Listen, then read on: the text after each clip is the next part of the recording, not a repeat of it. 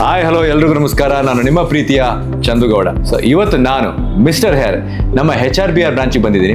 ನಾನು ಇನ್ಫ್ಯಾಕ್ಟ್ ಕಳೆದ 6 ತಿಂಗಳಿಂದಲೂ ಸಹ ಈ ಒಂದು ಪರ್ಟಿಕ್ಯುಲರ್ ಹೇರ್ ಟ್ರೀಟ್ಮೆಂಟ್ ತಗೊತಾ ಇದ್ದೀನಿ. ನಾನು ಇನ್ಫ್ಯಾಕ್ಟ್ ಸ್ಟಾರ್ಟಿಂಗಲ್ಲಿ ಬಂದಾಗ ಸ್ವಲ್ಪ ಹೆಸಿಟೆಂಟ್ ಆಗಿದ್ದೆ, ಅಂದರೆ ಈ ಹೇರ್ ಟ್ರೀಟ್ಮೆಂಟ್ ಹೇಗಿರುತ್ತೋ ಏನೋ, ಅಂದರೆ ಎಲ್ಲೋ ಒಂದು ಕಡೆ ಇದು ಬೇಕಾ ಬೇಡವಾ ಅನ್ನೋ ಒಂದು ಗೊಂದಲದಲ್ಲಿದ್ದೆ. ಸೊ ನಾನು ಬೇಸಿಕ್ಲಿ ಬಂದಿದ್ದು ಹೇರ್ ಥಿಕ್ನೆಸ್ನ ಮತ್ತು ಡೆನ್ಸಿಟಿನ ಜಾಸ್ತಿ ಮಾಡ್ಕೊಳ್ಳೋದಕ್ಕೋಸ್ಕರ.